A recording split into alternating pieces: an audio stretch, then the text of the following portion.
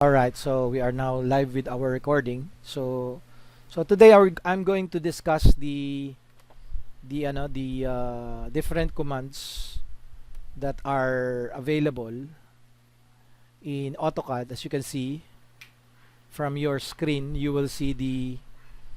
Can you see my screen actually? Okay, so there's no problem with my screen. So I'm just checking it. So the first command that we are going to have is a tool so that you can create repeated patterns in AutoCAD. No, I'm talking about arrays. In AutoCAD, you have what we call an array here. This is the rectangular array, and there are also other forms of arrays that you can create. No, and we have the path array and the polar array. No, so we'll study about rectangular array and the polar array. Okay, so for example, we have let's say we have a rectangle here, okay, and then I will copy this rectangle so that I can have it here and here and here also. So we have a window, for example, no? So let me adjust the positions. So this will be, let me just move this too. Okay. So let me move this and place it here. So it definitely looks like a window now. Okay. So for example, we have a window here. Okay. So this is a window. Let me have another rectangle so that it looks like really a window. Say we have a rectangle here. So let me adjust the size of this rectangle. Okay. Does it look like a window now? Okay, it doesn't look like a window, but I can adjust this. Let me adjust it here and also here and also here below, so that it looks like now a window, but I would like to arrange it so that it definitely looks like a window, no? So okay, so let's stop from there. Okay, so for example, this is a this is a window, no? And you would like to create a repeated pattern of this object. So definitely we can use the array. Okay, we can use the array, and the first thing that I would like to demonstrate is the array command, no? So definitely we can click the array, and then we need to select the objects, no? So we can control A, so that's definitely our selecting, and then we can press enter after that. So now that we have selected the objects, okay, so I think it's not selected properly, or we can create an array. Okay, it's selected already. So automatically when we press the array for selecting the object, it generates a multiple copy of the object, no? And as you can see, there are symbols that you can see here. We have the select grip. This is a select grip, a triangle select grip. Actually there are two, one in this row and another in this row, and also we also have in this column and in this column as well. All right, so we have those select grip that are rectangular. So what are the use of this rectangular? And also we have a square select grip, no? This is a square select grip, and also this one is a square select grip. So you will notice that after selecting, you will see a temporary array, no? And they are added and actually they are added on the screen, but the command is not yet done, because at the command prompt you will see some options to choose, no? That means this array is ready for modification, so you can modify according to the commands here. But actually you can use this, you can see from the ribbon that the array creation ribbon was was created, no, when you create this command, no? So from here, actually let me show you first how the select grip can be used, no? Now if you click this select grip, no, you have a column of 4, right? So you can add now multiple columns, no, if you are selecting to the right, no? Actually if you are dragging it to the right, it will add more columns, but typically you have 3 rows, so you're not adding columns, you're not adding rows, but you're actually adding columns.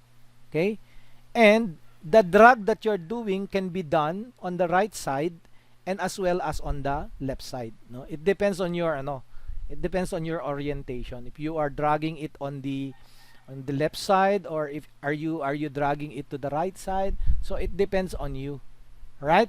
So that's the use of dragging the right select grid rectangle arrow.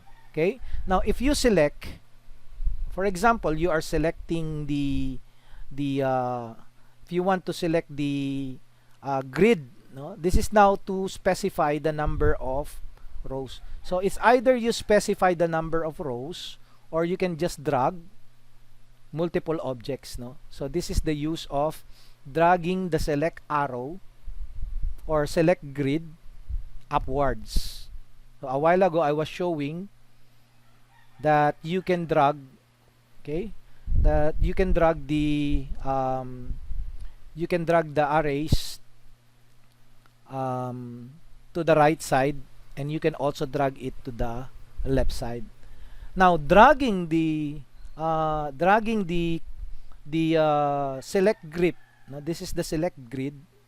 If you drag this one, it will create multiple rows and column count, no? And so if you drag it like a diagonal shape, so you can also use it to drag to the right, to drag to the upwards direction, and definitely it will add more columns if you drag it to the right, no? And as well as here, you're adding more rows if you drag it upwards. So that's the use of dragging the square row and column count.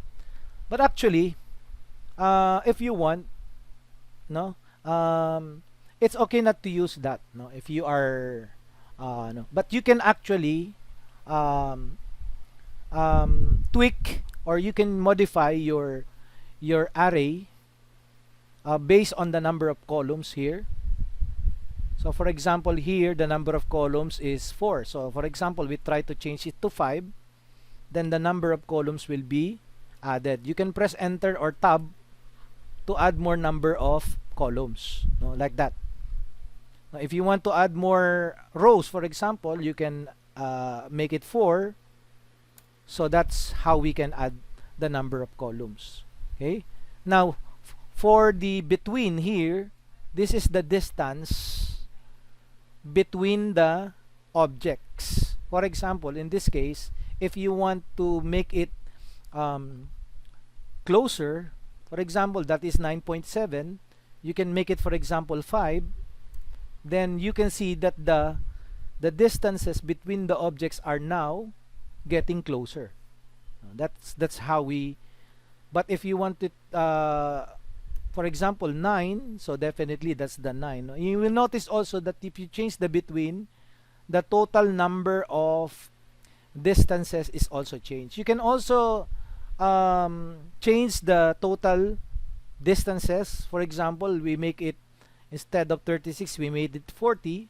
So that's the distance. Now, if you notice that when we change the total, the between, or the size of the distance between the columns are also being changed. It's the same with the between and the total distance of the the rows. Okay, so that is how we for example, the rows are are has a total distance of, instead of 20, for example, we have 25. So you will notice that that's the distance of the rows. Okay, now for the levels, so you can experiment. Now you can change the number of levels. Right now the number of levels is 1, and the between is 1, and the total is 1. Okay, so for example, if you want to make it 2, so let's see what happens. No, so that is the oh, the command was okay, so let's make it 2. Okay, and then press enter. So nothing happened, right? So those are some of the let's go back to 1 na lang kasi nothing happened naman. And then you will notice from the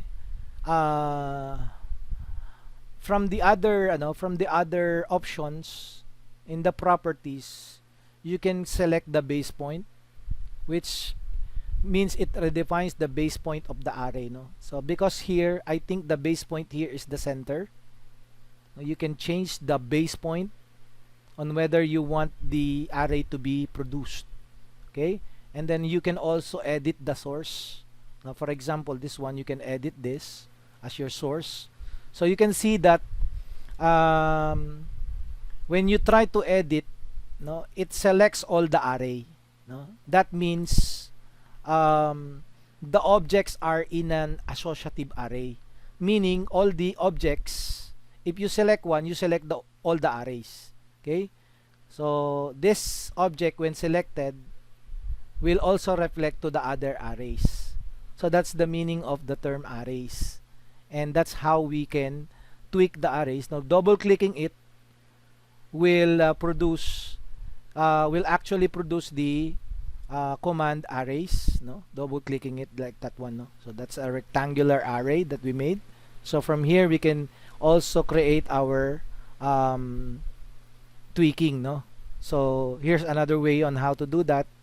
So this is the properties of the user interface, wherein we can set everything. No, so aside from that, so let me just delete this one. So that is how we can use the rectangular array. So we can also use another command in the array, wherein we can use it for angular arrays. No, so kasi kanina it's more on a rectangular array, more on the horizontal and vertical part of the array. No, we are concerned with the vertical and the horizontal. But now we can also make use of an array that is associated with angles. No, for example, I have a circle here, so that is my circle. No, actually it's creating an array. No, it's creating an array right away. No, so basically that's an array. So this is not what I want. No, so from this, for example, this is your circle, and as an example, let's have a polygon. No, let's create a polygon of 3 sides. That's a rectangle, right? And then I will specify the polygon here. Okay, so this is for example my polygon. Let me have this. Let me move this here. So for example, this is my my circle and my rectangle. No, and they are in a tangent position. So I can create a polar array using this circle. No, so what we are doing here is to make this circle as our guide. No, gagawin lang natin siyang guide, but we're not making this circle as our array. what we are making is we will create an array of the triangle here, and we will use the circle as our guide. Alright, so we can choose polar array. Okay, and then we get the base of the array. The base point of our array, we will use the base point or the axis of rotation as our circle, no? So the axis of rotation will definitely be this circle or this center. So you need to specify your first point on the axis of the rotation, okay? And then after that, okay, you can specify your second point on the axis of rotation. For example, you choose this part. So that is how we can create the array, no, for polar positions. Another way, for example, let me undo that, is to create an array, a polar array. Okay, this is, for example, we can create a polar array by selecting the object and just pressing the enter. You will notice that if this is our base point, so it creates a similar function to the rectangular array that we created a while ago. But this time, it uses the circle as the guide for the rotation of the array. Okay, so we can now proceed with modifying the array. For example, we can modify the number of items. We have 6 items right now, but actually we can make it 24, for example. Okay, so we can make it 24. That's how we can make an array of 24. Okay, meron tayong 12. So that this is the function naman of having it like a 12. It's like a sun, no? Connecting inside. So we can also tweak some distances. Like for example, we can fill in only 45 degrees. So that's how we can fill 45 degrees. Yan lang yun na ano niya, na fill niya yung 45 degrees lang. What if 90 degrees? Okay, this is the 90 degrees.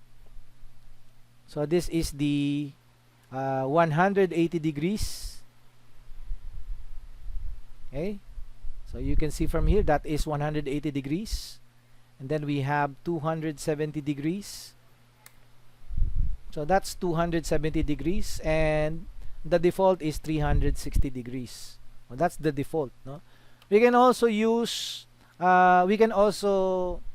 make use the number of rows. For example, we want 2 rows, no? That is how we can use that is 2 rows. And we can also specify the distance in between. For example, you want to make it closer, you want to make it more closer, something like that. Okay, so that is how we can produce this particular image, no? You can also make use of level, no? And then now, a while ago, I was clicking this associative, no? If you click this associative, that means your object, or all of your arrays will have to become one object. Okay, for example, you click this one, it becomes this associative, no? Meaning each object now is for example, this one, this whole object will be associated, and if you click that one, each object, for example, you click that one, meaning all of the objects will now remain associative, no? So be careful also when you want the associative properties and the disassociative properties. However, if they are all associated, meaning they are joined, no? It's similar to the term joined or joined command that we use in AutoCAD. The opposite of join is to explode, no? For example, you want to explode this object or this array, you can just type explode, no? And then you can actually choose any of the array. Any of the array, because now it's considered to be associative in nature. Therefore, kapag nag-click kayo ng isang array, ay nakiklik na natin lahat because we have chosen the associative property. So this is very helpful, no? Especially when you're trying to create a circle, for example, when you're trying to create a instead of, let me move this one. Okay, so instead of, for example, creating uh, instead of creating a manual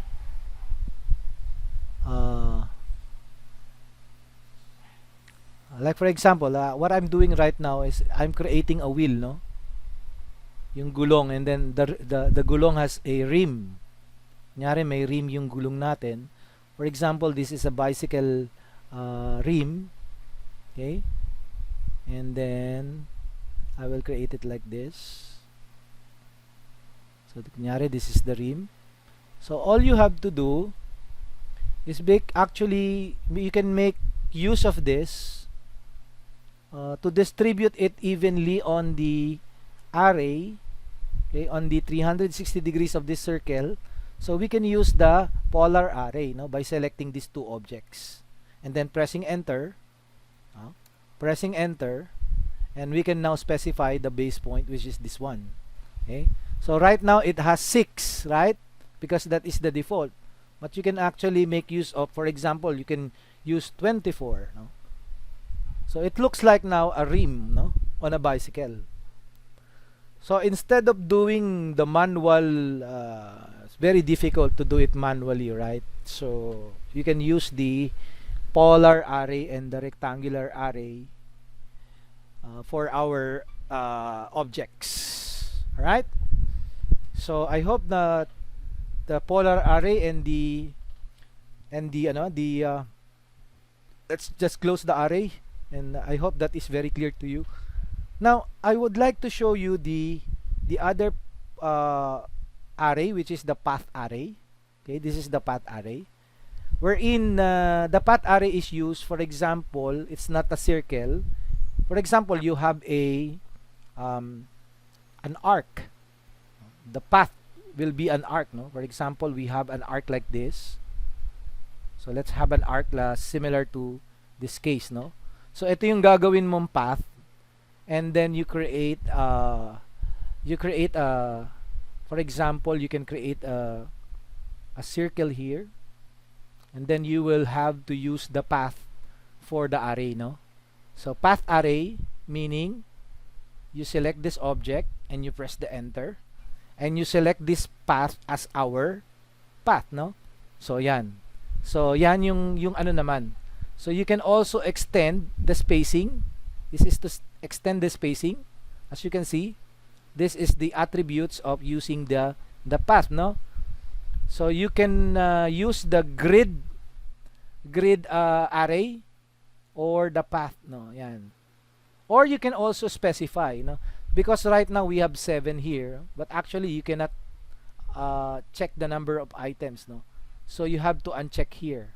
So for example, you want more than 7, you want 14, no? So it will double now the array. So let me just use 14, okay, and then press enter. So I think I cannot change it.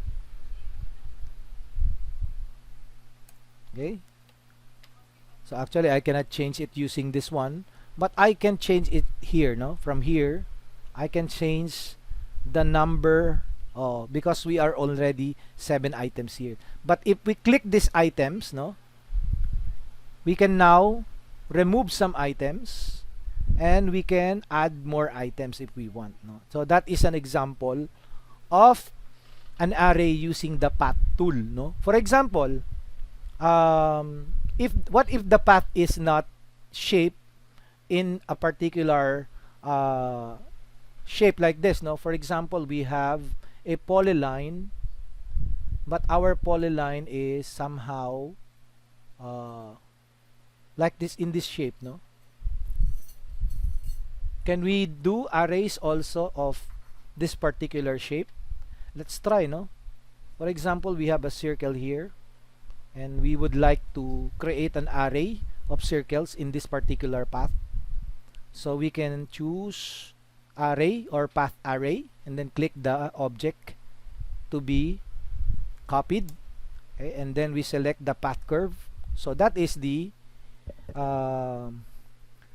that is how we can create the path array, no? So we can also use the select grip, so we can edit the number of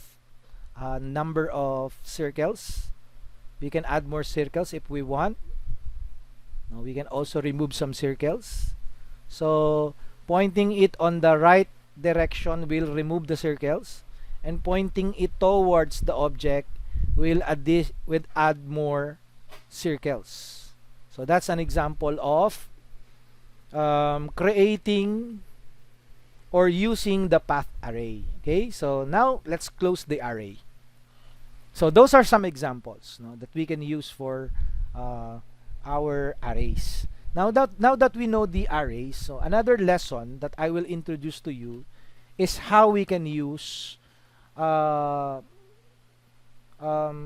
mode and the polar tracking. No? As you can see from here, we have what we call some symbols. No, so if you click this one, it's what we call an object snap tracking.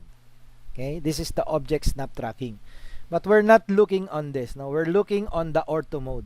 So I think this is the ortho mode, and right now the ortho mode or the F8 is turned off. So you can see there's no color, but clicking it will definitely turn the ortho mode on, no? So how do we use the ortho mode? We use ortho mode by creating some lines, for example, no? Like in this case, I will create a line. If the ortho mode, I have already discussed this to you, but there are some variations here that you can use with the ortho mode, no? And you will be surprised on how we can do it. Let's have another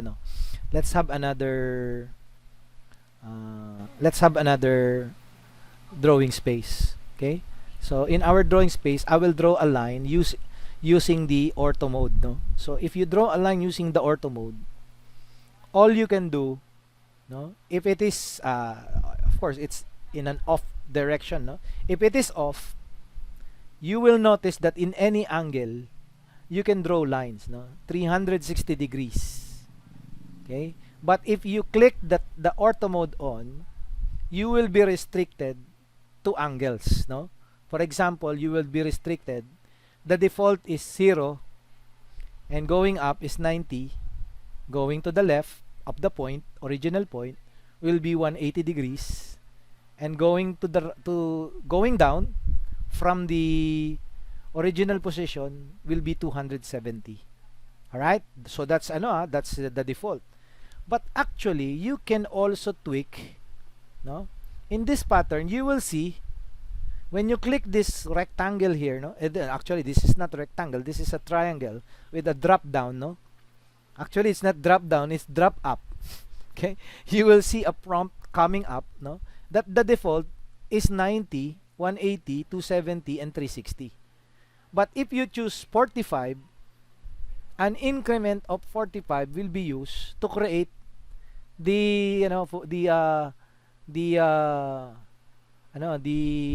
line. For example, this is an example only. I will create a line since the default is from 0, 90, 180 and 270. I will create a line like that, no? That's a line, no? And right now the second line, for example, that I will be creating, I can choose this point, no, wherein I can I will create a line that is 45 degrees with the increment of 45 degrees in any direction. So if I click this one, you will notice that every 45 degrees that I will do, you will notice a green line, no? This is what we call a green tracking vector. Okay, which means since we choose the 45 degrees, every 45 degrees it will show a green tracking vector, no?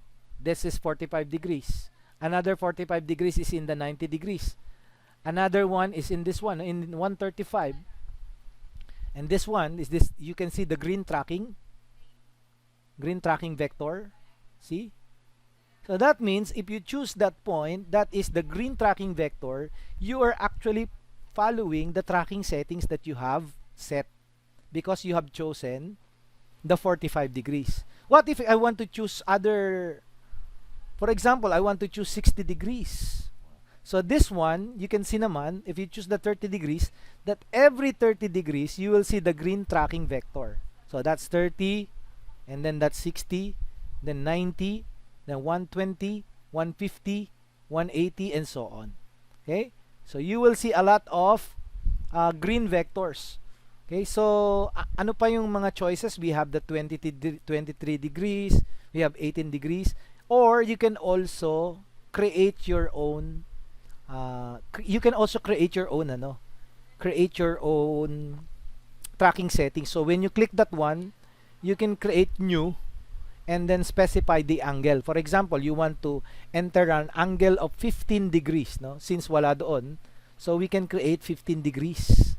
So just click 15 degrees, no? Enter 15 degrees and click OK. From here, you will see now that the 15 degrees that you created was already here. Ay, meron na palang 15 degrees dito. So let's say you want to remove this one, you want to delete that because this is already an angle. So ano ba yung mga wala dito? Let me see some angles that are not included here.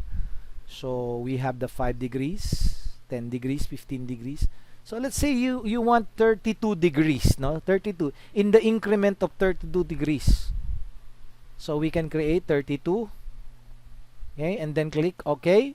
And then you can choose from here your 32 degree settings. So every 32 degrees, makikita nyo yung green vector line.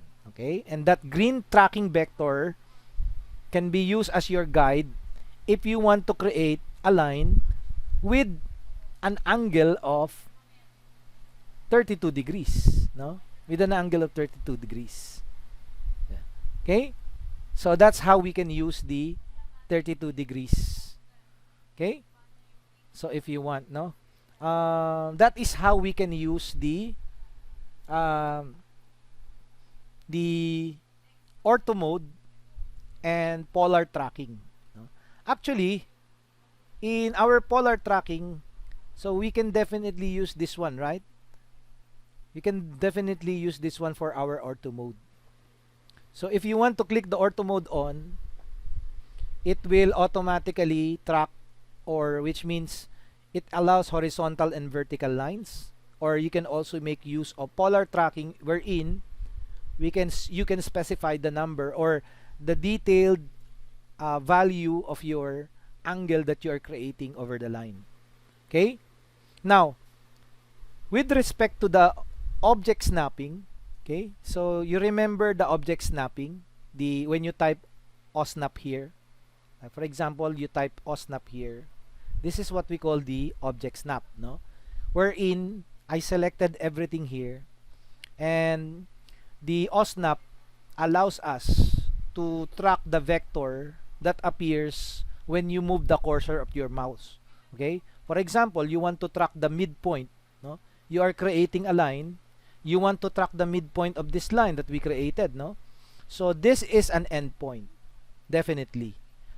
On the end, there is also another endpoint, but you can track at the center, the midpoint, no? This is the midpoint, no? So it gives us, the AutoCAD will allows us to choose where do we want to put our line.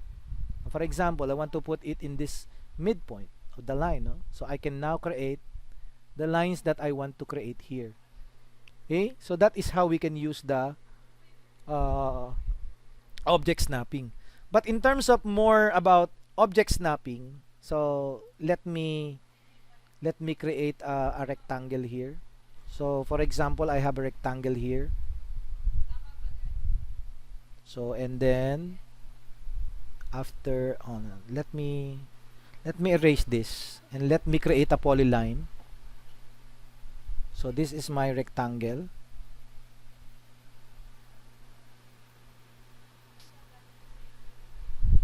Let me have the polar so that I will be creating straight lines.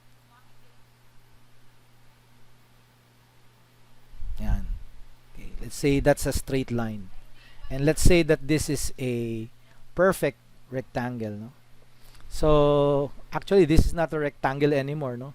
But for example, we can use the object snap tracking so that we can create a drawing that are not visible on your screen.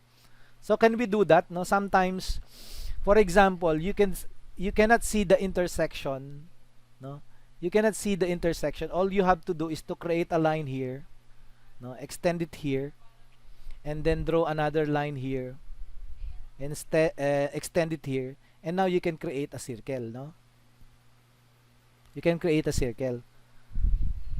But is there an option that we can create that particular circle? For example, I have a line here, no, similar to this one. I have a line here. No? Let's create a similar rectangle, for example.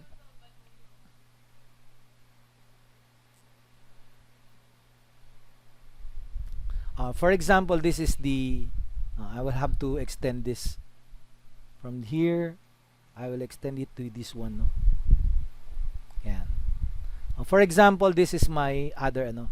Can we draw a circle here without this particular line? Tong ginawa nating line na to. Can we draw ano? Yes, we can do it using the object snapping. And this is a little tricky. So you have to listen carefully and watch it, no, how I can do it, no? So all you have to do, since it's already on, no, the object snap tracking is on, so you can turn it off and you can turn it on, right? So you can do that by clicking the line, pointing it to the specify the first point without clicking it. Do not click it, but you can drag it off actually, no? You see the green vector, green tracking vector. It creates a green tracking vector without clicking it. I'm not clicking anything. Ulitin ko ha. I repeat, I am creating a line and I'm pointing it without clicking. I'm just pointing it on this point. No, I'm not clicking it, because if you click this one, you will create a line. You cannot see the green tracking vector. Okay? So all we need to do is to click the line and then point it to this endpoint without clicking it, and you can drag it on the right to produce the green tracking vector. Now when you produce the green tracking vector, you can now point it to this point and go upwards. Okay? Go upwards. Okay? So actually that is the intersection. You can now create a circle, but you cannot create a circle because what we selected is the line, no? So let me do it by using the circle, no?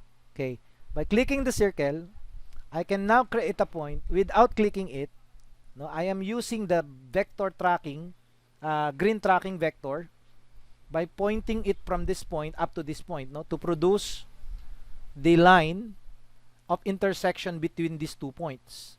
And the other line was here, and I will make it upwards, so you can see now that the lines are intersected. So now I can create a circle without creating the line. Okay? So ano sa palagay nyo ang mas okay? Di ba? Mas okay na gamitin yung pagkikreate, and this is using the this is applied using the object snap trapping. So you can create drawing that are not visible on your screen, no? And this time, ito visible kasi to, kaya nakapag-create ka ng object. But this is time consuming because you need to create lines, no? Kikreate ka pa ng line dito, magkikreate ka pa ng line dito. Why not create a line? Like for example, I have drawn a circle here by intersecting. Another way is to, for example, notice here in my example, what if I create a circle inside, no? And the intersection of this line and this line, no? Can I do that? Yes. So for example, I can make sure, since naka-object snapping ako, 'di ba? I will get the center, the midpoint of this line. Okay, and I will proceed downwards to get the green tracking vector, and then after that I will try to go on the midpoint of this line, and then I will try to intersect it with this one, no? Now that I have met the intersection between those two lines using the green tracking vector, I can now create a circle now using this point. So I can use this point, and now I can create a, for example, I can create a diameter or a radius of 5, okay, to create a circle. Okay. Or for example, if you want, you can just use 3, for example, no? So you will notice that this circle was created without guidelines, no? Instead, I am using the object snap tracking. That is the object snap tracking. Okay? So, any questions so far? Any questions po? Baka meron tayong tanong dyan. You can ask me your questions. Any questions? Wala rin nagre-respond. So, maybe nakatulog na sila. Okay, wala. Okay, thank you so much kung wala namang mga questions. So, let's proceed now with another tool that you can use, which is the dynamic input, no? The dynamic input is very helpful, no? For example, if you are creating a line, so di ba dati you used to type line and then ini-specify natin yung point. So clicking the dynamic input allows us not to type on the prompt, no? It allows us to select precisely. For example, it allows us to see the values similar to the command prompt, no? Whatever it is that you see from the command prompt, using the dynamic input will let you know the category, no? Saan ba makikita yung dynamic input dito? So if in case na hindi nyo alam, no, you can choose this customization. You can click the customization, and when you click that, you will see the different commands. Like for example, you can see that the dynamic input is already here, no? And clicking it allows us to see where is the dynamic input. So that's the dynamic input. So this is the symbol for the dynamic input, which is in this case is already turned on, no? So unclicking it, so it will definitely turn it off. So when you create a line, no, walang input, no, hindi ka makakapaglagay ng input dito sa screen na to. Like for example, ayan, no, doon mo nilalagay sa command prompt pag nag-click ka ng numbers or ng integers. But when you click this dynamic input on, okay, you can now specify, for example here, no, you want to specify the number of units. From this point, you want to specify a number of units of 12. You see now that you are inputting the number on the command, no? Pressing the tab will allow you to finish the command temporarily. Yan, no? So, or tab or enter. Yan. I think the tab is used to or you can click this one. This is the down arrow. The down arrow. That means the down arrow is to cancel. But now you can specify now, for example, you specify 10 and you can press enter, no? So that is from 0 to 10. Now, like for example, I will try to turn off the ortho mode so that I can create angles, no? In this case, using the dynamic input, it will allow you to enter the number of distance, no? Specify the length of the line that you're creating as well as the angle, no? Dito pala gagamitin yung tab. Okay, for example, nakikita niyo yung unang naka-highlight na blue. That is the angle, no? Or the length.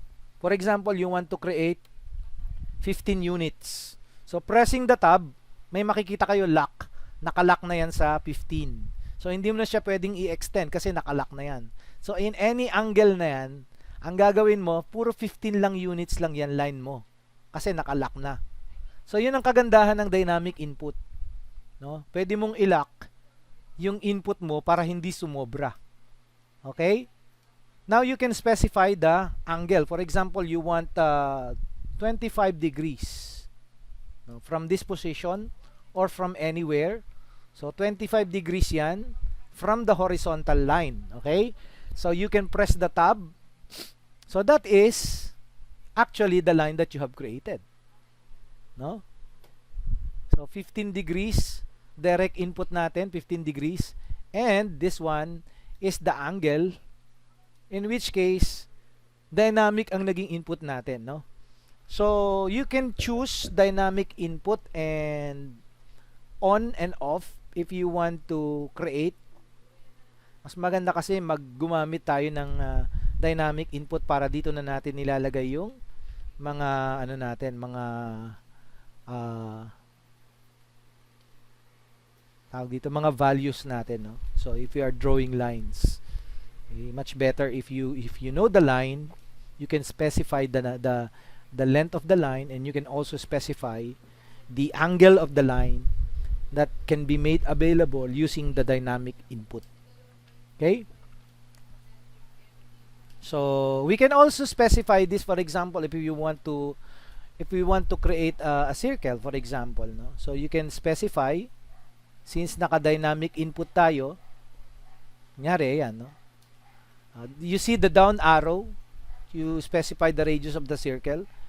You can specify here whether you are using the diameter or the radius. Kunyari, diameter yan. And then you press enter. You can now specify the diameter. For example, the diameter is 25. Yan yung ano natin.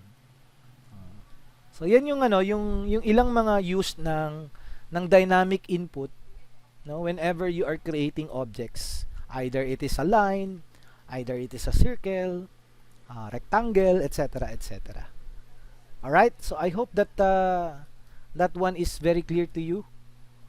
So for the next topic is about actually it's about object snap, but I already discussed the object snapping, no? Object snapping is about when you create a line, you will definitely know the different points of a circle. For example, this circle center point is this one, no? Because this circle is for example, I will delete this one, and you want to know the midpoint of this circle, and then from that point magke-create ka ng line. So when the OSNAP is turned on, you can actually see the center of the circle. So that's the center of the circle. If I want to connect it to this circle, no, and this center point of the circle, I can connect it to this done. And if I want to create with this, connect it with the center of this one, I can connect it that, and connect it also with this one. Okay? So that is the use of using the OSNAP, no? OSNAP allows us to connect the drawing exactly. No, I will give you an example of a drawing that is used without using object snap. Okay? So let's create a line here. So I'm creating a rectangle. Okay? So I'm creating a rectangle, okay? So naka ano tayo? Actually, when we go near, yan yung sinasabi ko sa inyo. 'Di ba akala natin nakakabit na yung line, no? But actually, if we zoom, this is an example of a line that is not connected because of the object snap is turned on. But if we create a line, no, if we create a line na naka-turn on yung object snap natin, so let's create a rectangle, for example, similarly. So kahit ano pa ang shape ng rectangle na yan, but if you see the end point and you connect to that, no, so kahit lapitan mo pa yan, because you are using object snap, it will snap to the endpoint, no? Rather than this one, no? This one, in this case, you see that the lines are not connected properly because the object snap is turned off.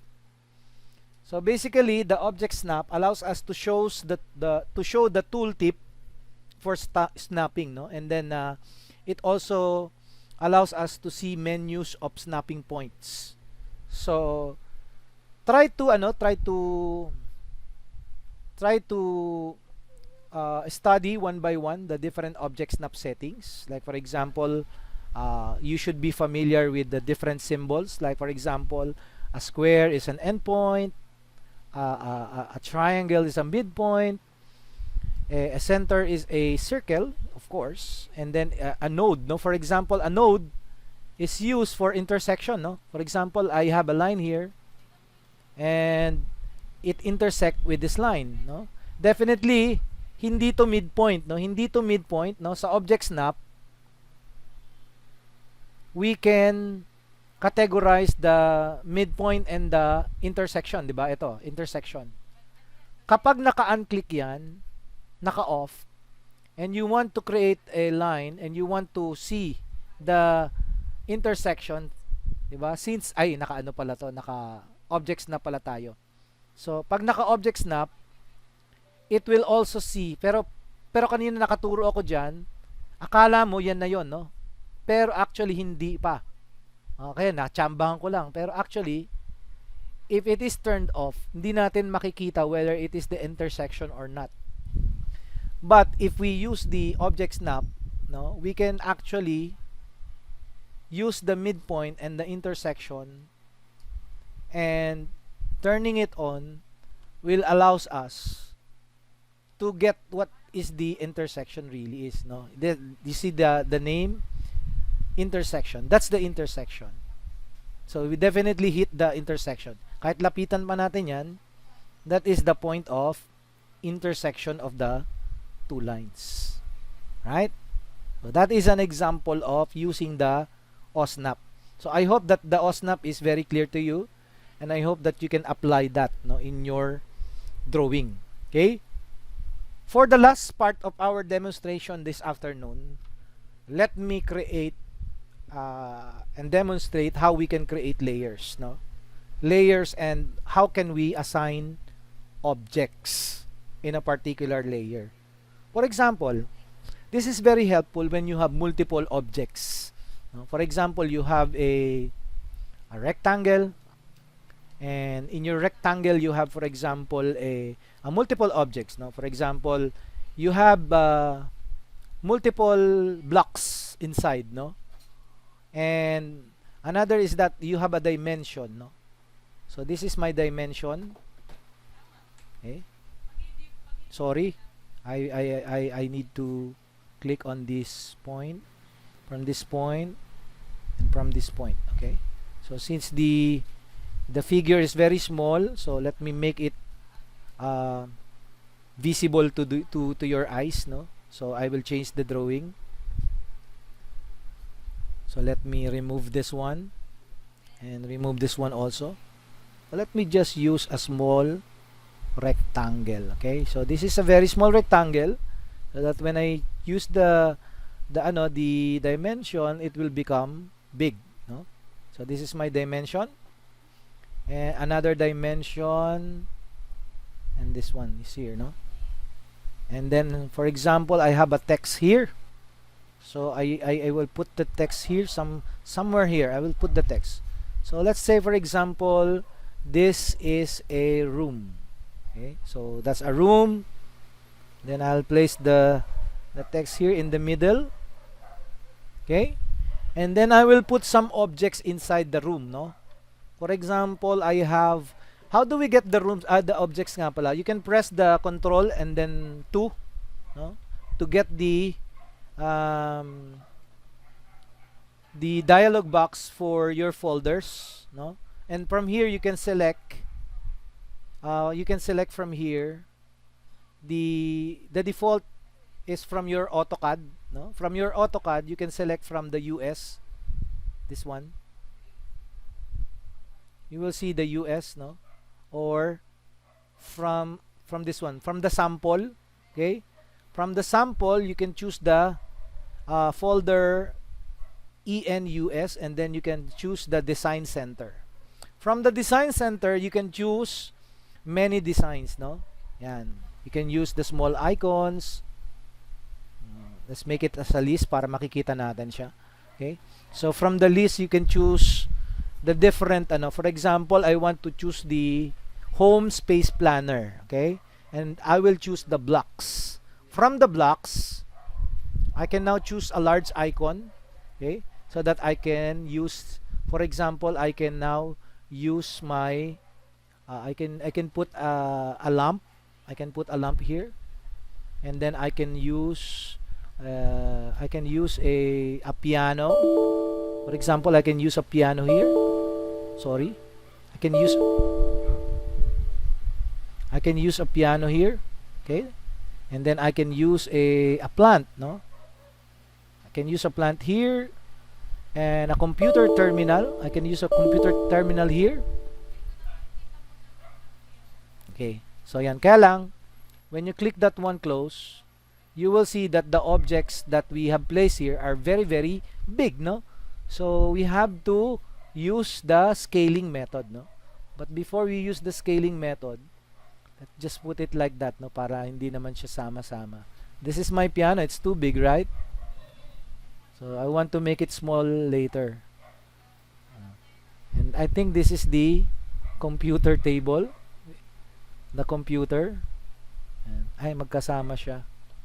Let me separate the piano from the computer. This is the computer, right? Yeah. And then this one is the lamp. So you will have to do this when you are creating the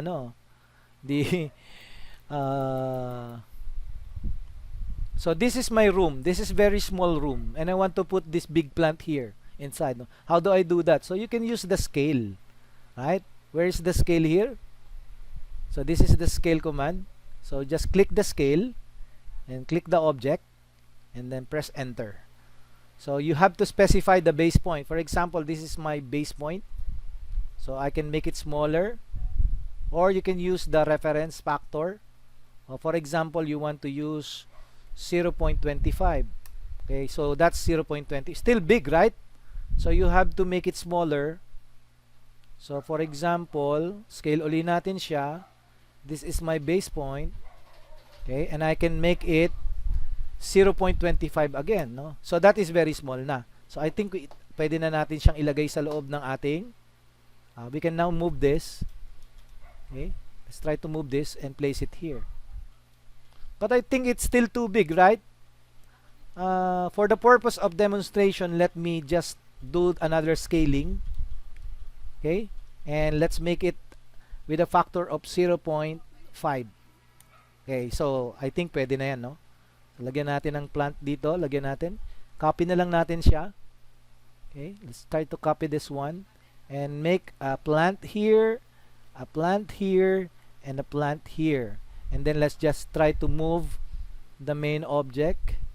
So this is our main object, and we want to move it in the corner here. So this is an example of a room, no, with 4 plants, and I will put some lamp. So I will try to use this lamp. So this is my lamp. Let me move my lamp. Okay, let me move my lamp and place it here. But now I want to scale it, no? Let's scale the lamp. Okay, let's scale it. So I want to scale it 0.625. That's my scale, okay? Okay, malaki pa din. So let's try to scale it.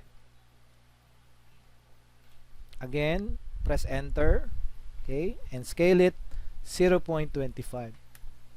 Now it's small, right? So I think we can now put it here.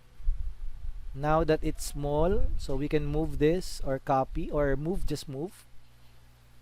Okay, let's move it here. Oh, malaki pa pala siya. So let's try to scale it again. Scale it again. And let's say it's a scale and use the base point and use 0.25. Okay, that's small already. So I think we can now move this one. Okay, from this point I want to use it here. So this is my lamp here. Okay, so I have a lamp there, and then I can put my computer. So where will I put my computer? But first I need to scale my computer. I need to scale it very, very small, 0.10. Okay, so that is my computer. So I can now move my computer. Okay, I can move it here. Saan na napunta? Sige, wait lang. Ulitin natin. Masyado kasing maliit. Okay, so I will to move this one. I want to move that one here. Okay, and place it here. For example, this is my computer. And where will I put my piano? Huwag na natin ilagay yung piano. Delete na lang natin para mabilis. Okay, for example, this is my room, no? This is my computer room. Okay? And in my computer room, you will see from this drawing, I have dimensions. I have the walls. No, this is the wall of my room. Although there are no doors and no windows, no. Let's just pretend that there is no window and there is no let's pretend that there is a door and a window for this, no. Let's say for this one we can make an offset so that there is a thickness on the wall.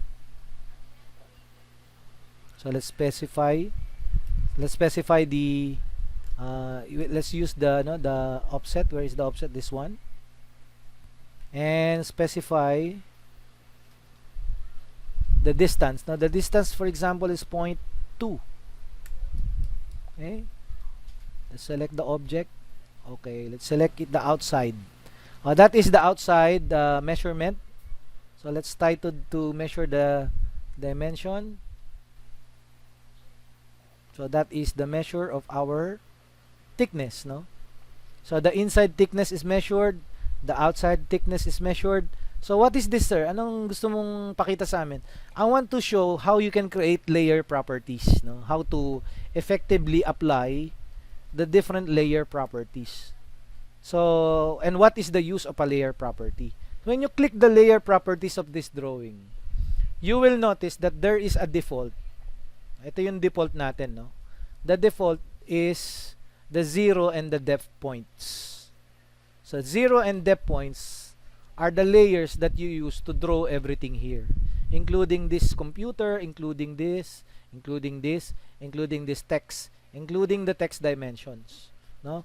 Now, since isa lang ang ginamit natin, which is the basic layer properties, no? When you can now manage the layers and layer properties by clicking this. Now, for example, we can create more layers, no? For example, in layer 1, I will write this as my I will create this as my wall. That is my wall. For example, I have a wall, and then I will use this for the text, and then I will use this as for the dimension. Okay, and I will use this as for my furnitures. Let's say furnitures.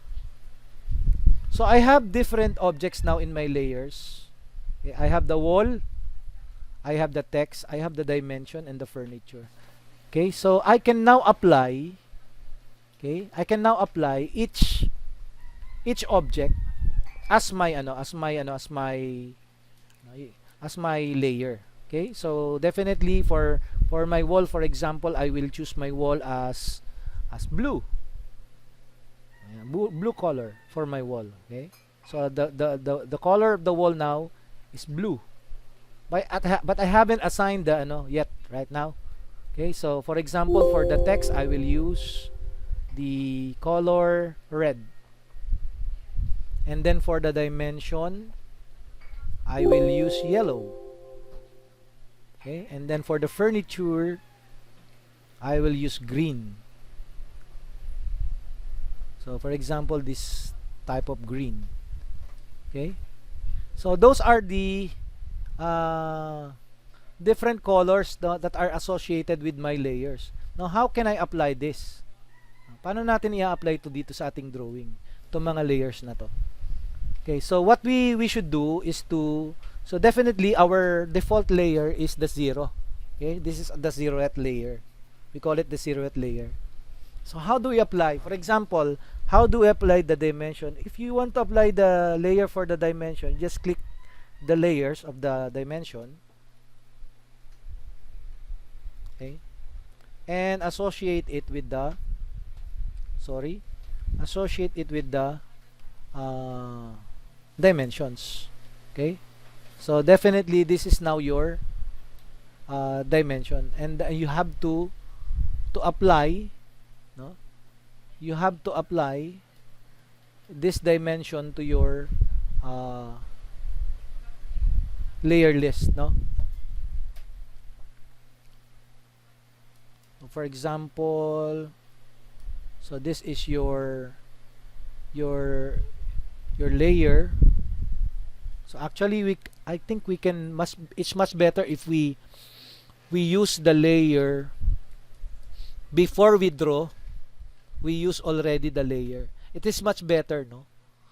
For example, I deleted the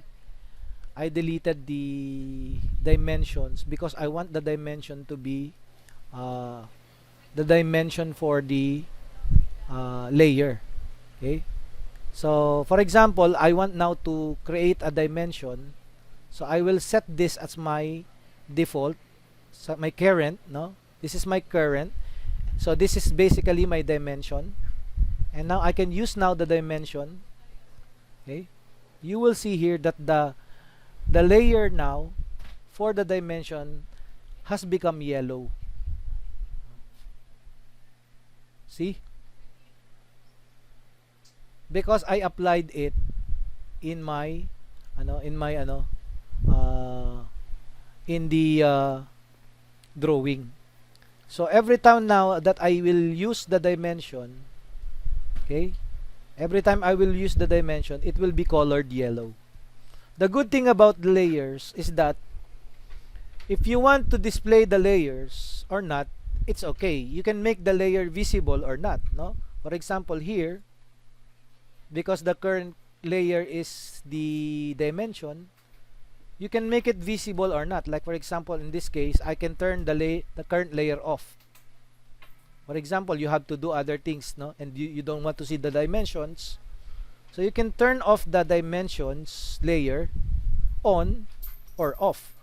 Clicking it again will show you the dimension of the figure or the you can also change the color. For example, you will print it, because in the printing, I have told you in the printing, it is not good to print with a white background, and then your colors will be will be yellow. For example, yellow will not be seen in a white background, no? So you have to use different colors. For example, you can use darker colors. Like for example, in this case, this is a darker color, so you can use that one as your dimension, para pag nagprint tayo, kitang-kita naman yung natin, yung ginagawa natin. Okay?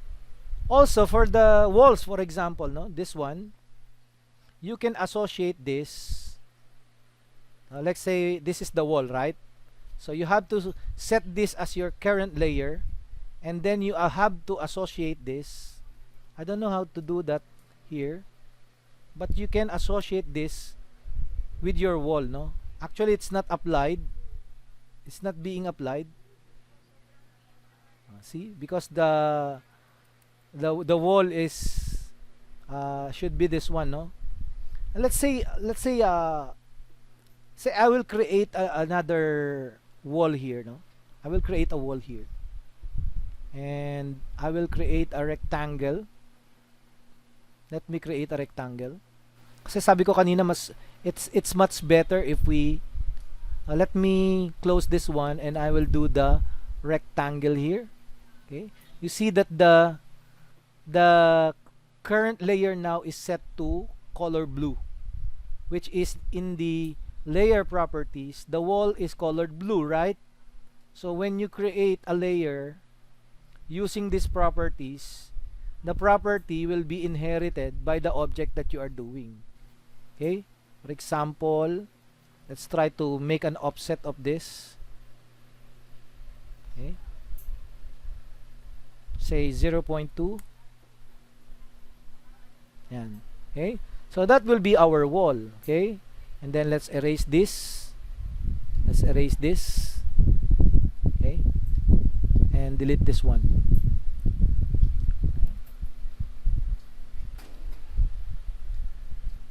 Okay. So now that we have this, we can now click now on our layer properties because we have the wall, right? And we also have the dimension. So from the dimension, so yan para okay siya, tignan. From the dimension, alam na natin that we have, this is for our dimension, right? Clicking the dimension will allow us to, when we click the dimension, it will be in the color of, color red because it's, it mentioned or we have chosen the red as our color. Okay, so that is our dimension. Now for the text, no, you can click the layer properties again. Where is our layer properties? Nandun nga pala sa taas. So you can click the text, no, and then you can change, for example, instead of red, I will make it let's make it this color. For example, this color. That will be my color for the text. So every time now that I write a text here, you will notice that the text will become green, no? So that will be text layer is green. Okay? It will apply the appropriate layer, no? So ang tawag natin dito ay layering. Okay? Layering. And then we can choose the layer properties for our furnitures. Okay? This is our furnitures, no? So we can set the color of our, so I can delete down now this one. I can set the color of the furnitures. Maybe I can select this. Okay? Okay? And then set it to the layer properties of our furnitures. Okay? Wala na siya. So every time that we select this one, and then this should have been a furniture. Okay? Yan. So yan. Every time we choose, let's change the color of the furniture because this has similar color. We can change it, for example, to this one, no? Semi-violet, no? So we can move. Let's try to move this one and make it move here. Okay. And then let's remove na this one. Okay, yan na lang siguro, no? Yung ating drawing. Let's try to delete now our layer properties. Now you can see from here, this is an example of a layered objects. Now we can definitely turn on and off our different layers. For example, we want to turn off the dimension. Okay, we want to turn on the dimension, or we want to remove our furnitures, but actually they are not removed, they are still there, but we are only removing it for the purpose of demonstration, no? To turn it on and off, and includes the text, no? You can manipulate the text, and you can also manipulate the walls if you want, no? So from there you will see how layer is important in the drawing, no? I suggest that if you are drawing, you can implement, for example, in our, I think that's gonna be in module 5, wherein we will create floor plans and we will assign the different objects to the layers, no? Much better ang advice ko, bago tayo gumawa ng object, ay gawa muna tayo ng layers natin. Gawa muna tayo ng layers. And then, before we create the object, for example, kasi when you use the default, di ba? So, our default is like this, no? When we create a circle, it's the default drawing, no? But if we create, for example, a wall, and we create a circle, it will adapt to the color of the wall, right? So that this circle is considered to be part of the wall because of the layer. So if you try to click the layer on and off, yan, makikita nyo rito na wala yung circle dito because that circle will become is part of the wall, di ba? Yan, okay?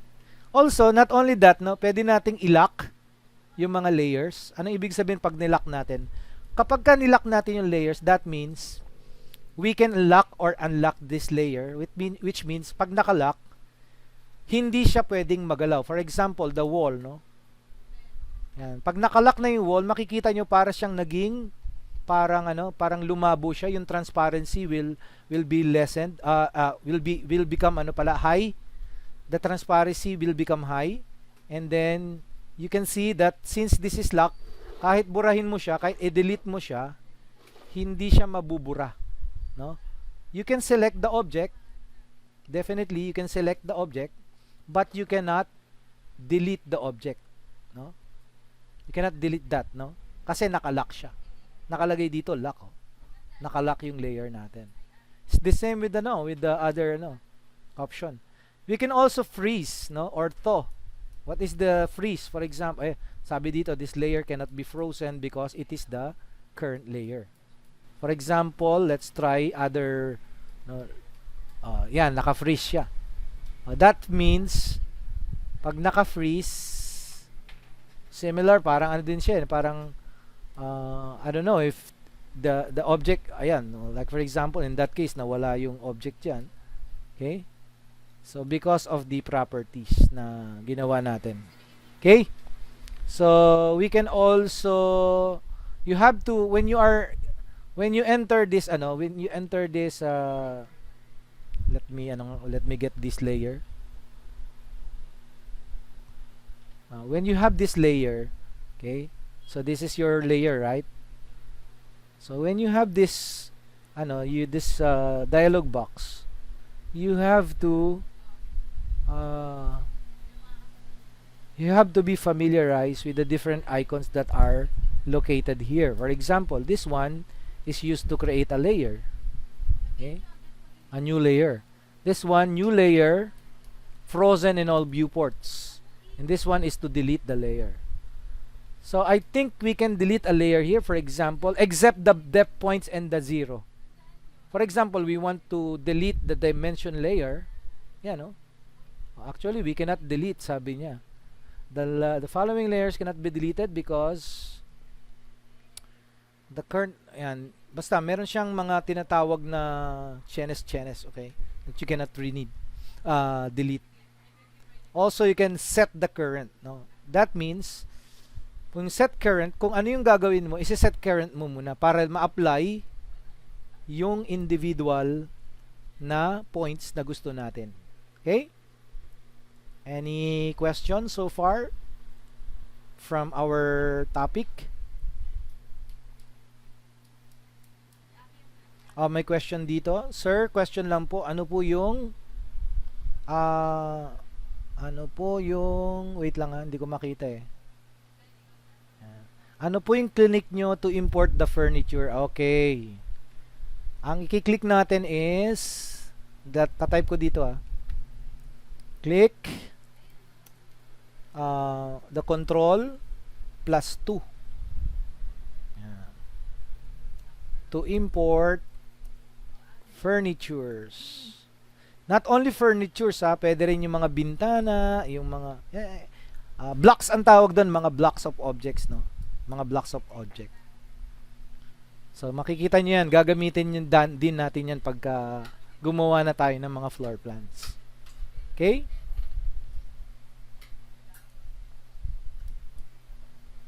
Any question? May question pa po tayo?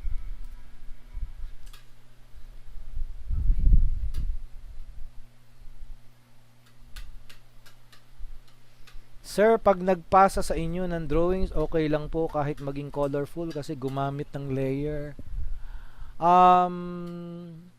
Let me stop the